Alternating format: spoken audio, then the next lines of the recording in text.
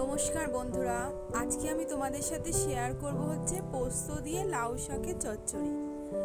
তার জন্য দেখো আমি প্রথমে গ্যাসে কড়া বসিয়ে দিয়েছি, তার মধ্যে দিয়ে দিয়েছি পরিমাণ মতো তেল।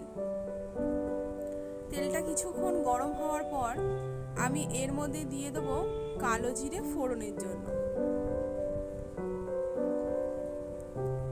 আমার কালো জিরাটা একটু ভাজা ভাজা হয়ে গেছে, এরপর টুকরো করে কেটে রাখা আলু আমি এর মধ্যে দিয়ে দেবো। আলুটা তেলের মধ্যে আমি একটু ভাজা ভাজা করে নেব, আর যতক্ষণ না আলুটা ভাজা ভাজা হয় আমি ততক্ষণ একটু নাড়াচাড়া করতে থাকবো। এখন দেখো বন্ধুরা, আমার আলুটা প্রায় ভাজা ভাজা হয়ে গেছে। এরপর টুকরো করে কেটে রাখা লাউ শাক আমি এর মধ্যে দিয়ে রাখবো।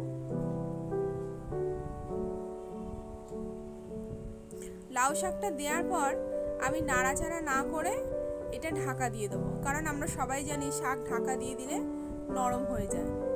এরপর আমি ঢাকনাটা খুলে লাউ শাকটা ভালোভাবে নাড়াচাড়া করে দেবো।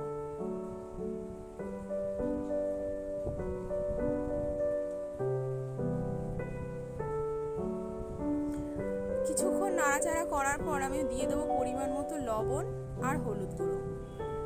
লবণ আর হলুদ গুঁড়োটা দিলে শাক তাড়াতাড়ি নরম হয়ে যাবে আর ডাঁটাগুলোও সেদ্ধ হবে।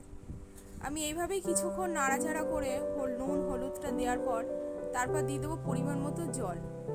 জলটা দিয়ে আমি আলু আর ডাঁটাগুলো সেদ্ধ হওয়ার জন্য আমি আবারও এটাকে ঢাকা দিয়ে দেবো।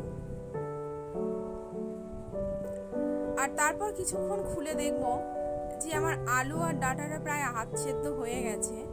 তারপর আমি আবারও এটা ভালোভাবে নাড়াচাড়া করে দিয়ে দেবো এর মধ্যে পোস্ত আর কাঁচা লঙ্কা বাটা। পোস্ত আর কাঁচা লঙ্কা বাটাটা আমি ভালোভাবে শাকের সাথে মিশিয়ে নিয়ে,